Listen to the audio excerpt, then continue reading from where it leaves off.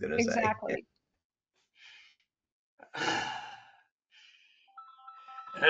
Okay. I'm not going to use my slide deck, but I'll ask Carl if you will be willing to just post that anyway. With so I prepared a fairly robust slide deck that I'd love to have posted. But Yeah. Well, do I oh, have the wrong version? Well, no. oh Why no, don't you? I'm saying we only have 15 minutes. We have. I want to No, see if I no, can get no. through it quickly. Yeah. So I Okay. just gave you presenter. Okay. I was going to see if I could do it quickly. Okay. Let's see. I'm not gonna. I'll skip a lot of slides. Let me see if I can do this. Let Okay. me request, Josh, that you don't do it too quickly. It's hard to understand when you speak quickly. Okay. And I will not complain if we go past 5 p.m. Thank you. Something else. I'm sharing the wrong thing. I'm sharing. Actually, I was going to read to you. I want to share my. Okay. Let me go to my. Let me now go to it and make it full screen.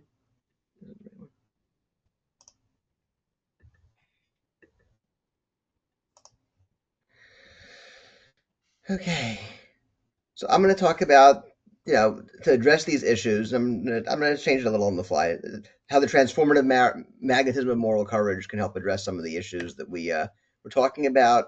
I did run through my disclosures in an earlier talk. Among my other titles, I am a clinical assistant professor at the University of Michigan Medical School Department of Learning Health Sciences, and I'm associated with these other nonprofits, but I'm not going to be wearing those hats. I'm sort of going to be speaking for myself. I'll be talking about Michigan.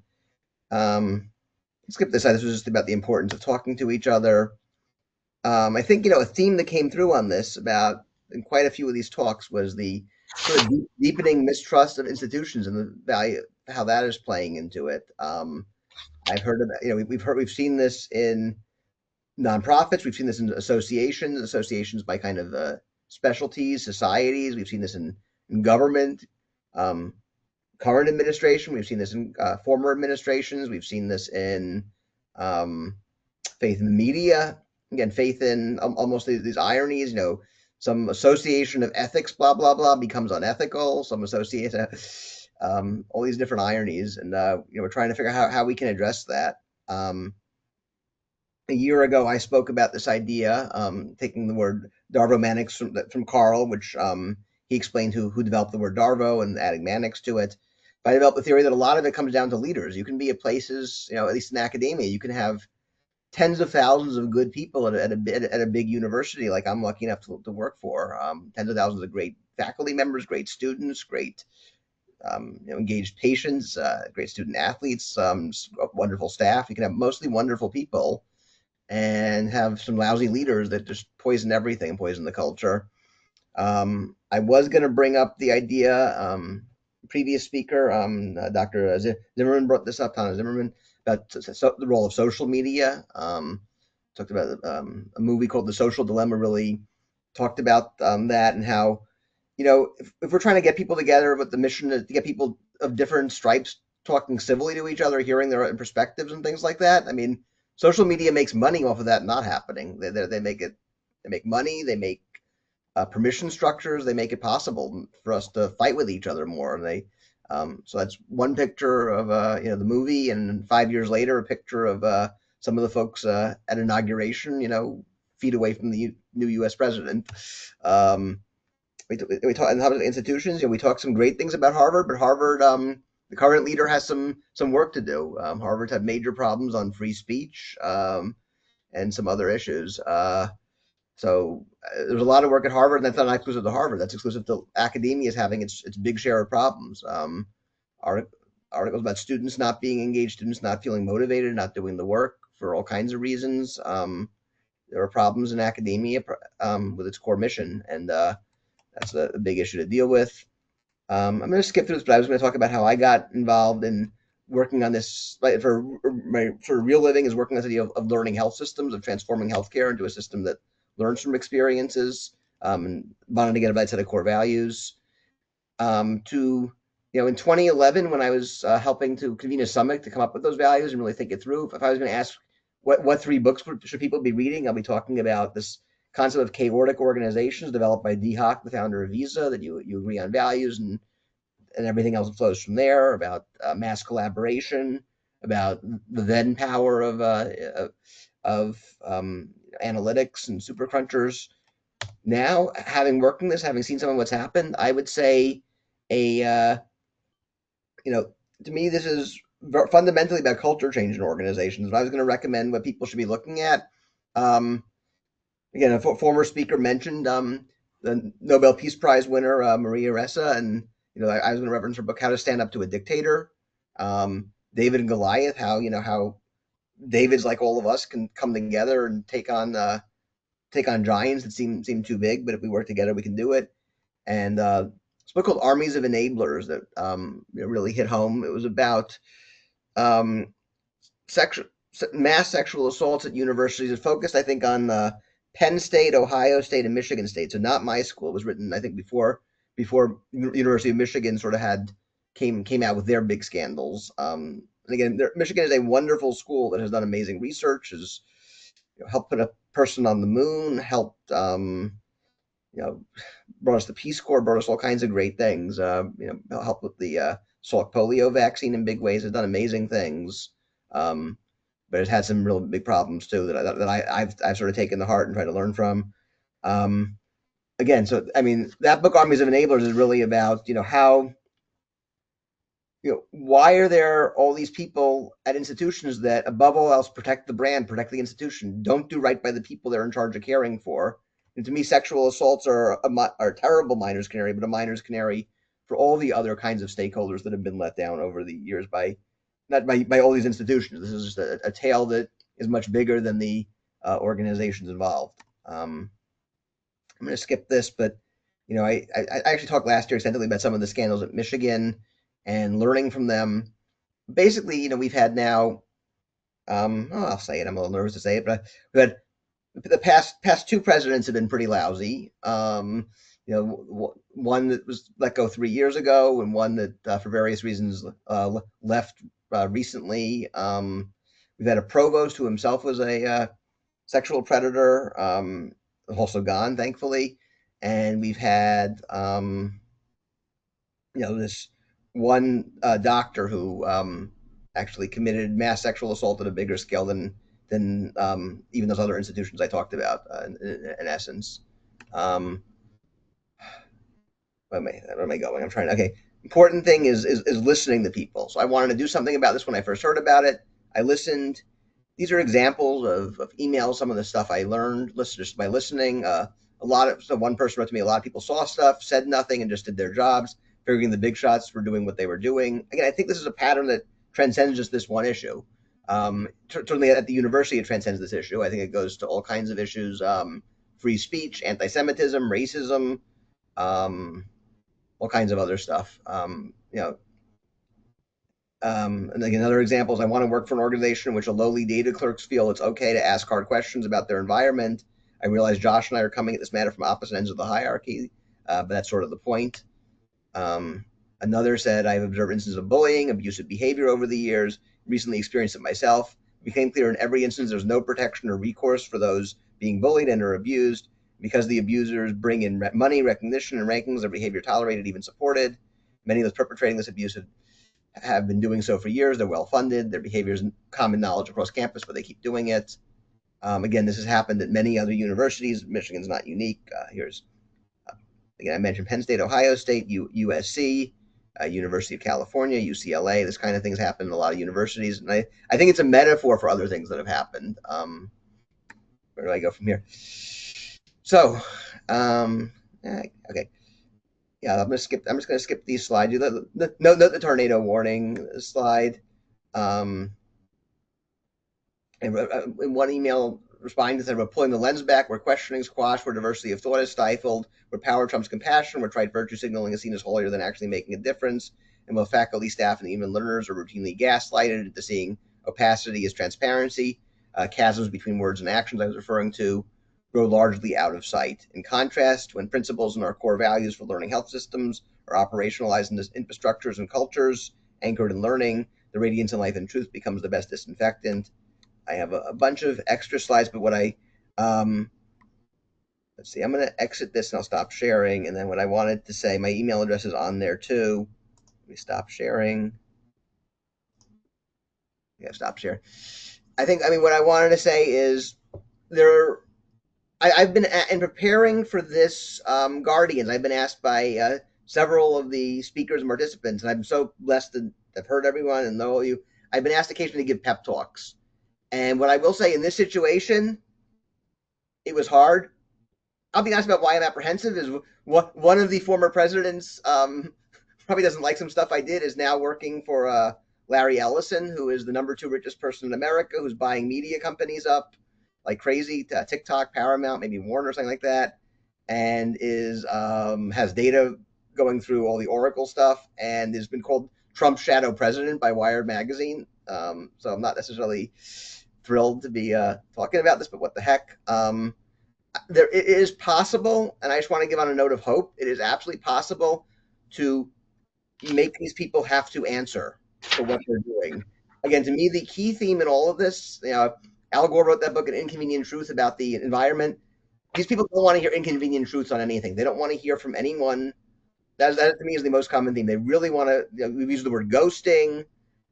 I don't know what it is when you give a polite response, but it's a non-response. It's a boilerplate response. They do everything not to hear or not to process things they don't want to deal with from the kind of stakeholders they don't want to. But it is possible through some kind of determination to make them happen. The real heroes of this story, again, are the people like the survivors, one of whom camped out in a tent in front of the president's house for 150 days in the winter in Michigan to get some attention, people that have spoken up. But my role in all of this, helped bring one of the presidents to get called before Congress to have to answer some questions about this. Um, Help play a role in getting the survivors' voices in front of the U.S. Department of Justice Office of Victims of Crime. Help play a role in getting them in front of a Democratic congresswoman for the survivors to be heard. Got myself in front of both Democrats and Republicans in Congress. At one point, I was recognized this past summer in the United States Senate at a bipartisan event, recognizing about 100 whistleblowers, and I was one of them. Um, but what I wanted to say, we've had some instances where we've gotten the survivors' voices in front of the board of governors of another university, asking one of these presidents some tough questions that had major consequences for them. And when I mentioned the tornado warning, that was, of all things, I'll tell you this: the story when I was going to Congress to try to, I wanted to meet with the president before his testimony and get some of the voices of the survivors in front of him. I mentioned the regions we had success in getting, not the regions, the board of governors, and reaching out to survivors and hearing what they had to say for the first time after not listening. But in Congress, I had this all planned out. The doors opened at 7:30. I was there probably around 7. I was the first online to go through the doors. I got there, and somehow the president and the PR crew and the media, the government relations team, and the lawyers were all in hiding in a room already. And I knew the president was going to be questioned at 10, but I wasn't going to get a chance. I figured it was over. I sort of stuck around there wondering what to do. 7:30, I stuck around till 8. I stuck around a little longer. A tornado comes through DC, and a tornado warning goes off, and they have to evacuate the room that they're in. And everyone leaves the room, and so we all move to the stairwells and then down. And on the way back, I get the chance to meet them. And that we don't get tornadoes often in Washington D.C. So that is kind of fate. That is kind of something. I don't know what you want to call it, but that was pretty special. And when I've told that part of the story, and I get to that moment, and I usually tell it a little better. I'm not a great storyteller, but I usually tell it a little better than that. People get excited. It like gives people hope. And I've been asked over the course of preparing for this particular Guardians to be a pep talk giver. And I think that moment is a moment I felt a heck of a lot of hope. And I think that there's if we persevere, we stick it out, even when all seems lost. We got to keep going and do the Carl says don't do the right thing, do the right thing for the right reason. And that means amplifying voices of people who've been at the receiving end of all this stuff. And I know a lot of you have. I know a lot of you are working on solutions to help make sure no one else is in various ways. And it's a privilege to be a part of this group, a privilege to be a part of Guardians, and a privilege to know all of you. And in some cases, that helped some of you amplify your voices and get to tell your stories. So thank you for that, and thank you for the work you're doing. And we did it by 8 o'clock, by 5 o'clock California time. Well, thank you, Josh. I appreciate the tornado story because some of you know I actually grew up in Rochester, Minnesota, and we had tornadoes all the time. And uh, I, as a young boy, was what we used to call a paper boy. And when the sirens went off, we had to shelter in basement.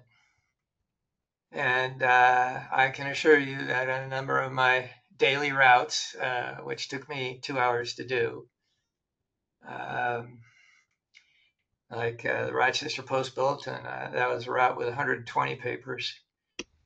When the sirens went off, whatever the closest house was, they'd open their door and we'd go down and shelter in the basement. And then when the all clear was given, um, we would come out of the basement and I would finish the rest of my paper route. So, a seminal story from when I was young. Tornadoes can kill. Tornadoes have killed. But we do what we have to do, and then we keep on keeping on. So, um, thank you for the tornado story. So the emergency responder here has a question. Do we pray for more tornadoes? Actually, it was a tornado. There was a hurricane hit Florida a little while ago, and it was making its way up because it was a tornado warning. I don't think it actually really hit the level. There was enough of a warning that they, at 8 something a.m., they made everyone evacuate. And my other instinct that just kicked in was I didn't run to them during the evacuation part when they were sending us down to the stairwells. I just knew they would. I knew they'd be going to the bathroom afterwards, and I ran right to the bathroom near where I thought they were, and that's where I found them. So anyway. Maybe the moral of the story is to look for the unexpected and be opportunistic when it happens. Yeah, and I didn't leave was the other story. I could have after concluding I was not going to go anywhere. I could have left. I decided to stick around until the bitter end to see what could happen. And as you said, Well done, you.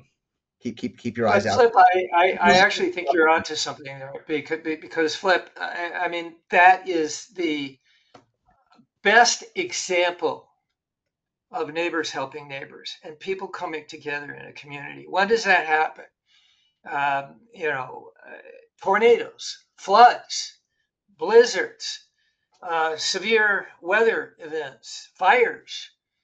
I mean, and it's the most dramatic way that people actually come together and talk to each other to help save each other.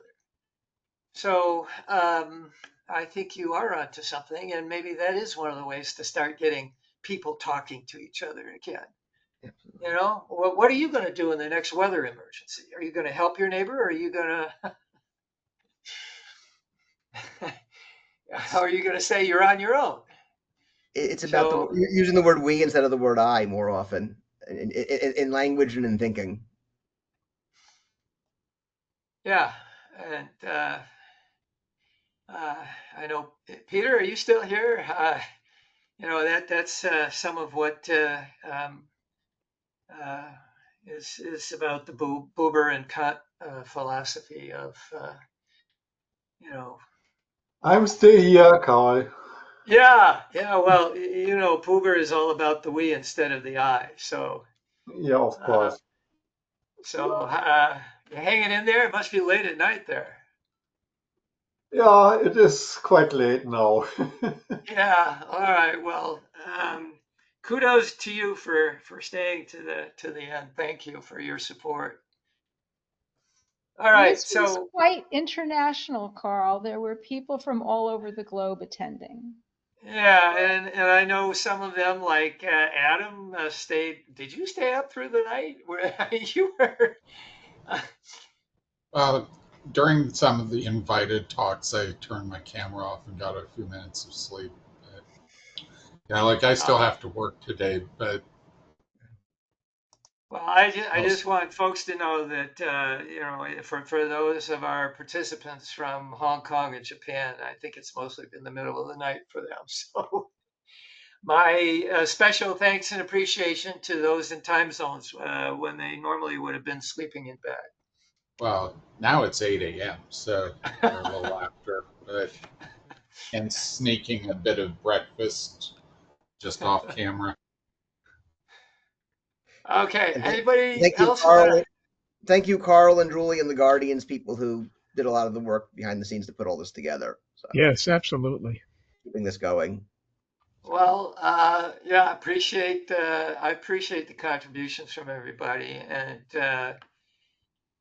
you know,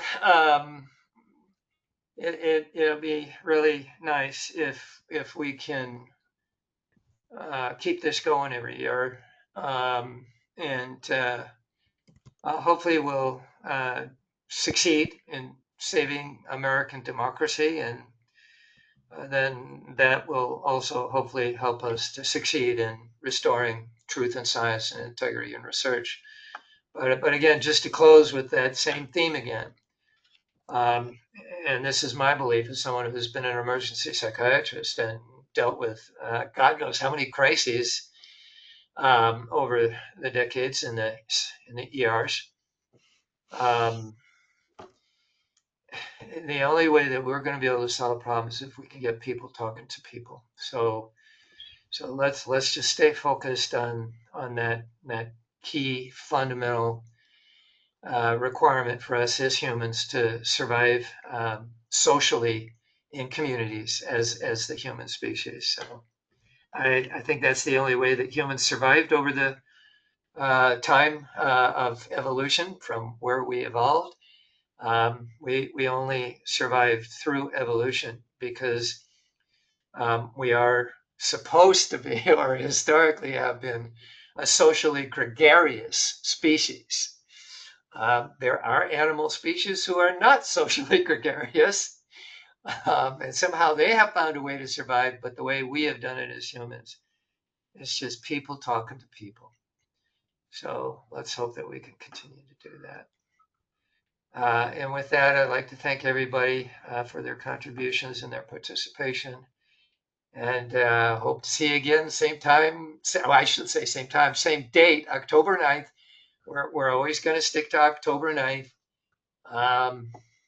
There is a reason for that. And maybe I'll give a talk on that someday. But it is an anniversary date, so we're going to stick to that anniversary date. Okay. Thank you all, and I'll say good morning, good evening, whatever time zone you're in, and don't hesitate to contact with me any questions, and we are going to make available, as I've said before, anyone who wants to turn their presentation into a formal manuscript, we will publish it in Brainiacs. Okay, so that goes for you, Mikhail. I want that paper from you. Okay, I'm picking you out in particular because I really know how much you are also focusing on psychiatric disorders. So same with you, Kento, please. Right. I don't want to leave anyone out here. So we'll get your work published in our Brainiacs journal. Okay. All right. Thanks to all. Good morning, good evening, good whatever. Talk to you soon. Yeah. Bye bye. Good Stay Yes, morning. safe. yes. Bye bye. Thanks.